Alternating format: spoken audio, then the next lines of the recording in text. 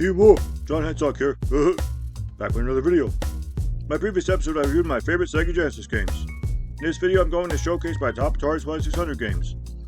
Originally known as the VCS, the Atari 2600 was the first ever gaming system, and remembered well by Gen Xers.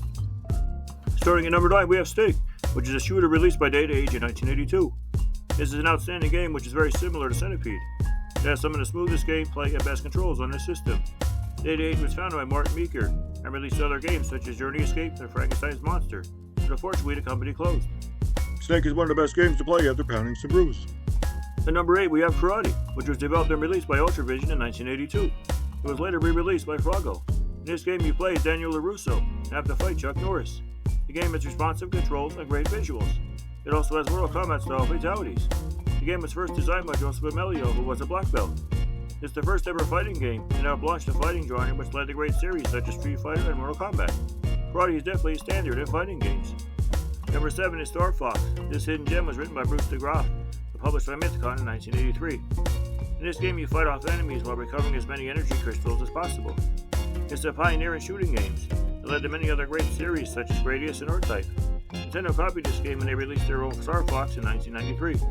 Number 6 is Sneak and Peek, released in 1982 by US Games, a division of Quaker Oats. It's the digital version of Hide and Seek. The game is 2-player only, and players take turns hiding and seeking in different rooms of a house.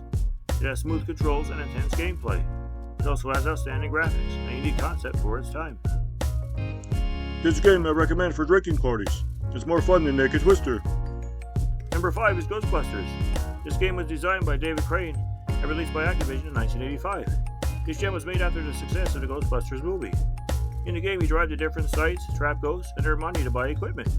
You repeat the process until you fight Casper at the end. The music in this game is some of the best on the system. It's a superior port to the NES version, and highly sought after by collectors. Put this game in your console and embrace it in all its pixelated glory. Number 4 is Double Dragon, which was developed and published by Activision in 1989. In this game you play as Bimmy and Jimmy as they use their martial arts skills to fight their way through street after street and rescue the princess at the end. The graphics are stunningly abstract, and the combat is intense. The music will keep your adrenaline pumping while you take on ruthless enemies. The game is often misunderstood, but trust me, it's really one of the best fighting games ever released.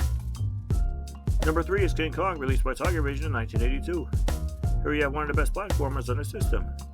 In this game, King Kong captures a girl and carries her up to the top of the Empire State Building. You climb up to save her while avoiding bombs. You can score points by jumping over the bombs. It has great controls and a variety of level design. This is a game that inspired Donkey Kong, so you Nintendo fans have Tiger Vision to thank for that. And number 2 is Chuck Norris Super Kicks. In this game you play as Chuck Norris and fight your way through enemies while earning a black belt. Once you get the black belt, you can enter the monastery and rescue a famous leader who is being held prisoner. In order to beat the game, you must fight Jean-Claude Van Damme at the end. It's an outstanding game with some of the best hit detection and responsive controls on the system. This game certainly set a standard for the beat-em-up genre. And finally, the greatest Atari 2600 game of all time, Pac-Man. This excellent arcade port was developed by Todd Fry and released for the holiday season of 1981. Atari produced 12 million copies of this game because it knew it would drive console sales. With only 4 kilobytes of RAM to work with, the developer pulled off a miracle. He designed one of the most beautiful games on the system, with great graphics and sound effects. It is one of the most beloved games of all time and certainly beats the NES port. So that's my list of my top Atari 2600 games. If you're a first time viewer, I ask you to watch my playlist and subscribe to my humble channel. I have more episodes coming. You folks are wonderful and beautiful. Let's keep it positive. This is Immoral John Hansock, signing out.